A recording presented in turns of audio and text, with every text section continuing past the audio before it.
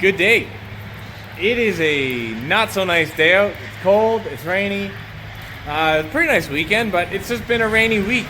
Not much in the way going on for harvest, but I've got my U-joint situation figured out, so we're gonna put the truck together with another U-joint that we got, and hopefully we'll get that finished up. Me and my brother also need to sit down and have a chat because we are seriously looking at combines, but we also want to potentially improve seeding as well as field work aspects. So there's a lot of things we want to spend money on, and we kind of have to prioritize where we think the best ROI will be.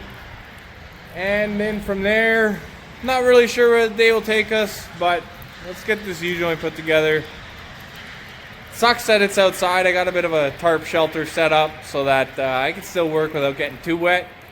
But I'd love to take the truck for a drive, see how it's working, monitor the diff temperatures and that sort of thing, because yeah, we've got some concerns, but we're gonna see what we think instead of just pulling the plug and changing the diffs out completely right away. So this is the exact spot I got to before I wrecked the other U-joint, because now I've got the bottom cap in and I always slide this up right here and then get the other cap centered and start pushing it in so that it goes on evenly and we don't mess up any needles.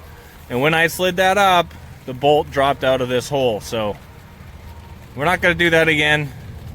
We'll get this cap on. Once these caps are on, that's the hard part. The other one, they're just half rounds where you just bolt them on with straps on the yoke there, so hopefully it goes better this time.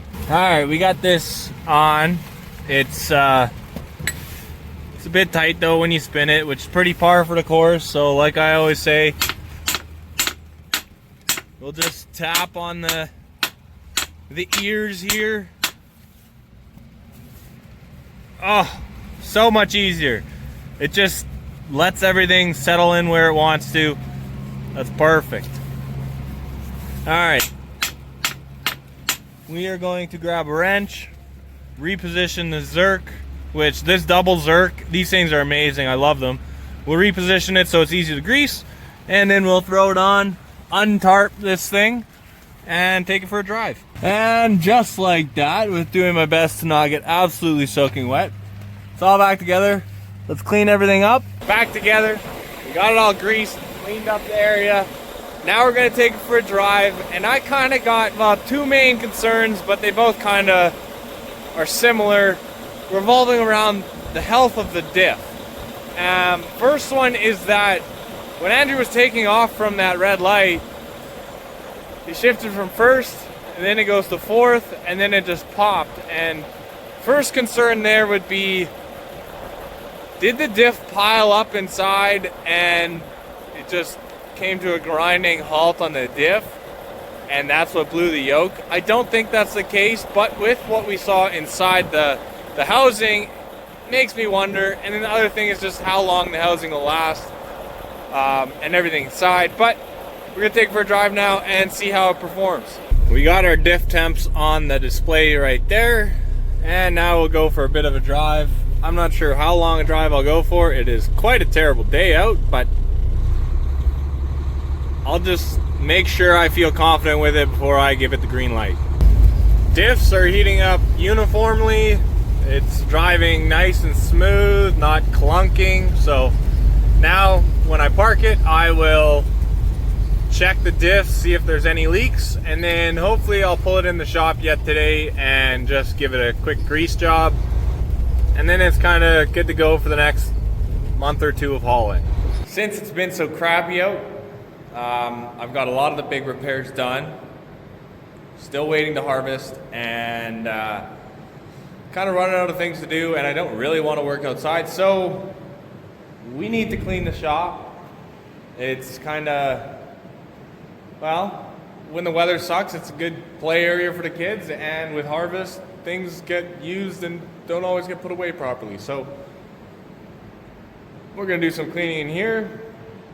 At some point I will also run out to the grain cart tractor, and I do need to fix the HVAC on it. We melted fuse relay block, like the main block that we get power for a lot of things from. So I have another one, and I want to change that out, but I am concerned about the power draw that we have in it not popping the fuse, which I don't want to put this new block in and melt it as well. So maybe we'll take some amp testing and see what kind of power usage. Maybe it's just bad block, it's got some loose connections in it and it's creating heat, but we got to check that out. But now that's what we're going to do for the rest of the day. Well, shoot, it's looking pretty good in here. I definitely could spend like a day cleaning and reorganizing the shelving. That's a daunting task though, so I probably won't do it. I mean, now we're set up at least where we could put the planter in here, and we probably will get the planter and planter tractor in here in the next couple days, because with all this rain, harvest kind of being on pause, I might as well start making progress on the maintenance fronts for next year. But while cleaning, with all the rain we've gotten,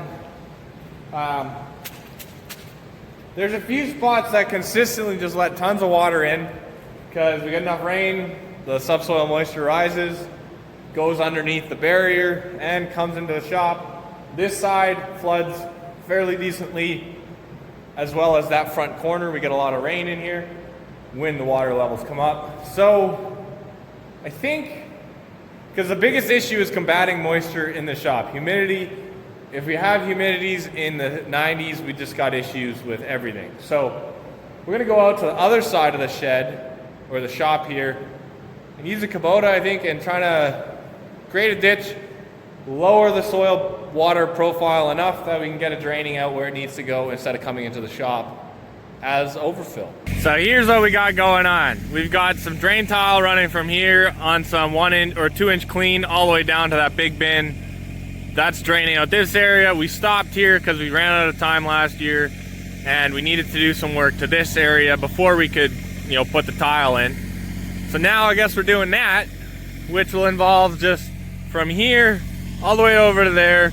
This is a high spot. We're gonna kind of try and scoop this all out. We'll just put it out of the way here, make it quick and easy, and get this area draining, because that right there in the shop is where it's flooding. Turned out pretty good. We got a bulk of the mud moved. We've kind of got our profile here. Now we'll just get the shovel and just tune up a few of the high spots and get it flowing in there. And then we'll maybe cut a bit of a low spot here to help pull it all out of the shop.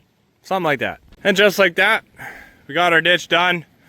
Tapered it, leveled it nicely with the shovel, and then I dug kind of another swale right in there to the foundation to just help some of the water come out of the soil. Should be good though. I'm looking forward to see what it does. I got a little carried away. We've always had a low spot here where we trench power from here to the barn. So I kind of dug the mud out, made a bit of a swale to help drain this area, and then took all the rocks that I took out and put it in that low spot that I dug out, and hopefully it's better. It all seems to be draining that way pretty well. Now we're gonna take the Kubota, quickly run a couple ditches, just put a tire track in it to get it flowing. Then we're on to the next thing. Oh, it looks so nice. It's gonna be just an absolute joy finishing these things up. Good thing we got tracks and 4-wheel drive. I'm gonna try walking out to the grain cart there. I'm gonna bring it up here, and then we're gonna start working on the AC and the heater, because none of it works. But I don't know, we'll see how non-dirty we can get getting over there. Oh, at least everything's ripened up a ton. We were worried about it being too green. It's not that now. This is gonna be the interesting part, because it is wet out here, and this grain cart is packed full. So I'm not gonna get stuck, hopefully, but I'm sure it'll make a mess. Either way, gotta get to the road over there. Ooh boy! It is slippery. Holy smokes! This is not gonna be fun.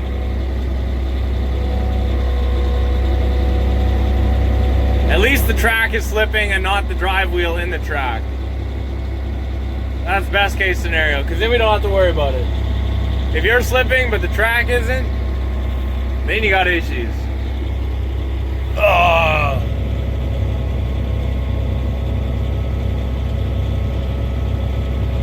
Okay, We got this box right here, unbolted.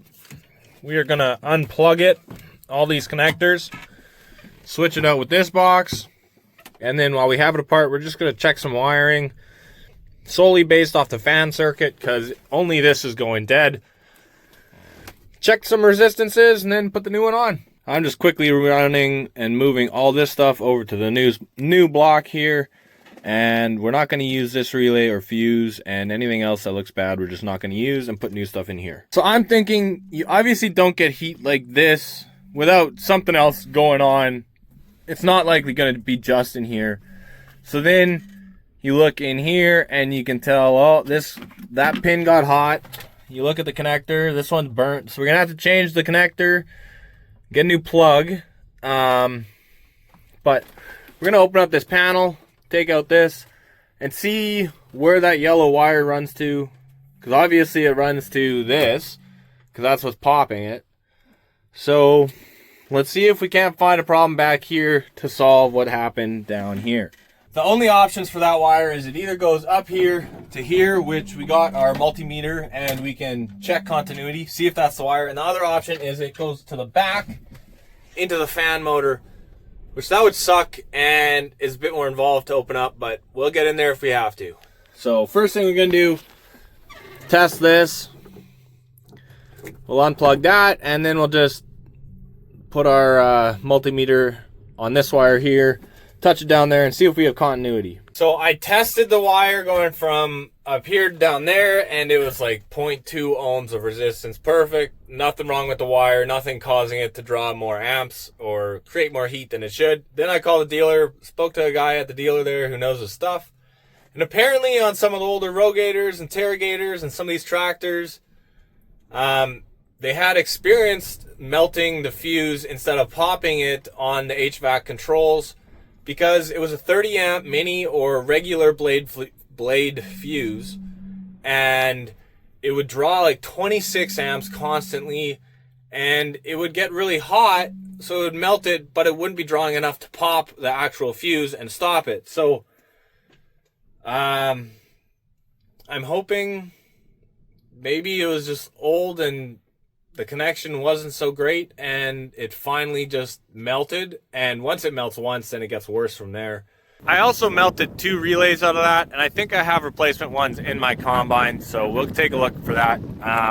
It is going to be interesting getting this back over there. I mean, the tracks are nice. You don't make super deep ruts, but you sure push a lot of mud. So hopefully we can just back right up. Shouldn't be a problem, but definitely slick out there. It's going to be interesting when we start up again. Good mud. Oh, it's so bad. I think this is where the tractor's staying, because it's going to be too hard on it to try and get out for not much gain. I think this will work. We're just pushing a ton of mud back there, and we're limited in the traction with this 2-track. So that'll work. Yeah, things definitely need some time to dry, but good that we got tracks for 4-wheel drive on the combines, yeah? Yeah, sehr gut. Alright, let's go shut off that tractor. It's definitely kind of stuck, and it'll need to be drier to get it out. Good thing we're giving it a couple days. We got another inch yesterday. It's been bad. So my next video, probably tomorrow or the day after, we are looking for combines. I'll kind of explain the process, and the big thing is I'll explain how we go through the numbers and put just super definitive numbers to it, and it makes it really easy to decide what combine to buy, how much you need to pay, and all the rest, comparing it to everything you're looking at. Works super well. I do it for every piece of equipment I buy. If I go and look at something, I am gonna go look at 10 listings, auction results, put numbers into it, and make some comparisons and see how good they are. Now we are heading down the road to the deep tiller, and we're gonna play in the mud some more and get that hydraulic cylinder that we took off and got rebuilt back up and running. All right, well, that may have been a mistake. I stopped before I was like stuck. I think I'll be able to back out, but I really didn't want to walk through the water, so I don't know. We'll see what happens. Let's get the cylinder changed.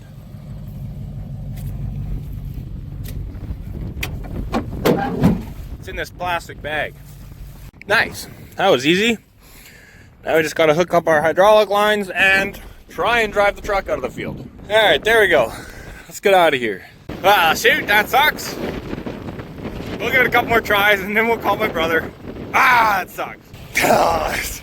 Good day to be getting stuck, I guess. That sucks. Kind of saw that one coming. Maybe I could have had some finesse and not just went full throttle, but hey, here we are. I tried. I mean, the first clue was kind of me getting the grain cart stuck. Some people never learn. We always want to have fun. And unfortunately, this isn't my 1985 K10 that I had 37s and an 8-inch lift on. We got all-terrains, which are, well, they ain't good for this, as we've seen. It's really not that bad, though, like if you look at it right. So Andrew will just drive his truck down here and we'll hook it up with a chain, and I think it should be enough to get me out. Here we go. Nice, dude. Beautiful. Perfect. Could have been worse, but we're out. It was a crappy day, so we didn't end up getting to working on the auger because we just didn't want to deal with it outside when it was raining. So that'll be tomorrow's thing, but hey, pretty interesting day. I got stuck more than I would have liked, but we got a lot of water, so makes sense. Anyways, you guys have a good one. We'll see you on the next one. You like throwing stuff in the burn barrel, buddy? The burn barrel. You like the burn barrel? Yeah. Okay, careful, buddy. Not too close. It's so hot. It's nice and hot.